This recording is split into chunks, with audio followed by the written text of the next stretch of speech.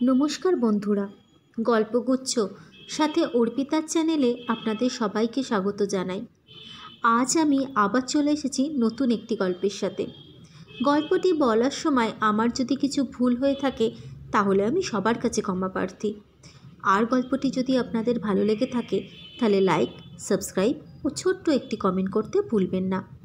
আপনারা কমেন্ট করলে তবেই তো আমি জানতে পারবো আমার গল্প পাঠ আপনাদের কেমন লাগছে। তাহলে চলুন শোনা যাক মানিক বন্দ্যোপাধ্যায়ের লেখা ছোট্ট একটি গল্প, ঠাকুমার গোসা। গল্প পাঠে আমি অর্পিতা।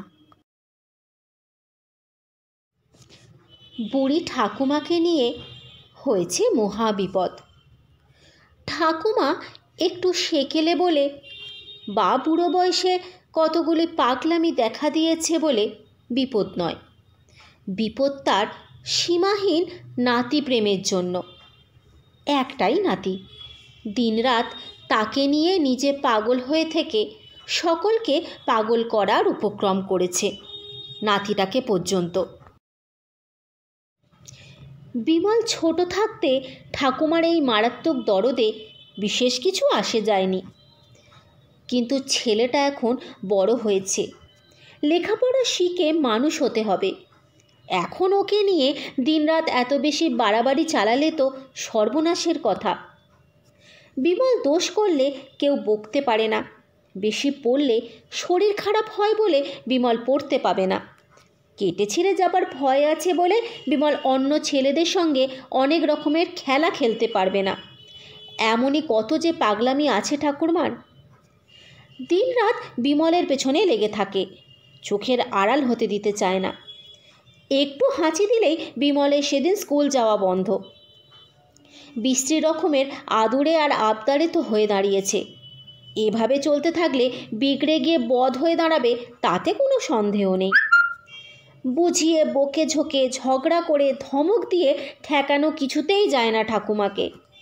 বিমলের কাকা বলে, বৌদি এবার মাকে তুমি কাশি পাঠাও, নয়তো বিমলকে বোর্ডিংয়ে পাঠিয়ে দাও। বিমলের মা বলেন, নাতিকে ফেলে কাশি যাচ্ছেন উনি, বোর্ডিংয়ে দিয়ে কি হবে? বুড়ি গিয়ে বোর্ডিংয়ে হাজির হবে না? মাঝে মাঝে সকলে মিলে খুব ধমক ধমক দিলে আধ ঘন্টা চেঁচিয়ে কেঁদে দু একদিন ঠাকুমা একটু গুম হয়ে থাকে, আদর অনেকটা কমিয়ে নেয়, তারপর যাকে তাই। আদরে ছেলে বাঁদরামি করবেই, ঠাকুমাকেও মাঝে মাঝে ঠাকুমা গো মেরে ফেললো গো চিৎকার শুনে পাগল হয়ে ছুটে যেতে হয় এবং মানতেও হয় যে নিজের দোষেই বিমল মার খেয়েছে। 12 বছরের একটা ছেলে যদি 3 বছরের বাচ্চার হাত থেকে লজেন্স কেড়ে নিয়ে রোয়াক থেকে ধাক্কা মেরে ফেলে দেয়, প্রতিবেশী হলেও বাচ্চাটার বাবা দাদা তাকে পিটিয়ে দেবে বই কি।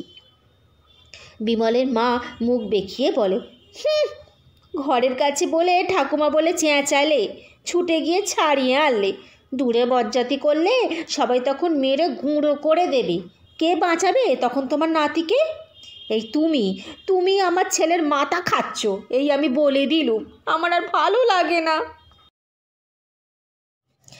অনেকক্ষণ ঠাকুমার মুখ বিষণ্ণ হয়ে থাকে, নাতির আদরও কমে যায়। আবার যেই সেই একটু সর্দি জ্বর হয়েছিল, সামান্য ব্যাপার। 3 দিন নাতি স্কুল কামাই করিয়েও ঠাকুমা খুশি নয়। আরও 2 দিন যাক, শরীর আর একটু সারুক।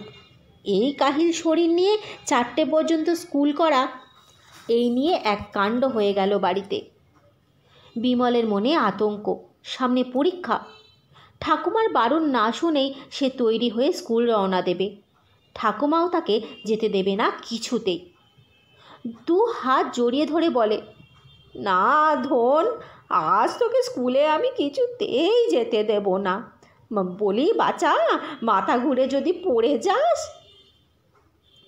ছেলেরা ধমকায়, ছেলের বউ যা তা বলে, ঠাকুমা কিন্তু অটল। বিমল চিৎকার করে বলে, ছাড়ো ছাড়ো বলছি ঠাকুমা, মেরে ফেলবো কিন্তু। আজ নয় সোনা, কাল তুমি স্কুল যেও বাচ্চা। তখন বিমল এক ধাক্কায় বুড়ি ঠাকুমাকে আছড়ে ফেলে দেয়। প্রাণপণে 2-3টে লাথি কষিয়ে দিয়ে স্কুল চলে যায়। স্কুল থেকে ফিরে শোনে ঠাকুমা তার বড় পিসিমার বাড়ি চলে গেছে। বিমলের ওপর চটেনি ঠাকুমা। ছেলেরা আর ছেলের বউ উস্কানি দিয়ে খেপিয়ে নাতিকে দিয়ে লাথি মারিয়ে তার কোমর ভেঙে দিয়েছে বলে ঠাকুমার কী রাগ। এ জীবনে আর ছেলেদের বাড়ি পা দেবে না।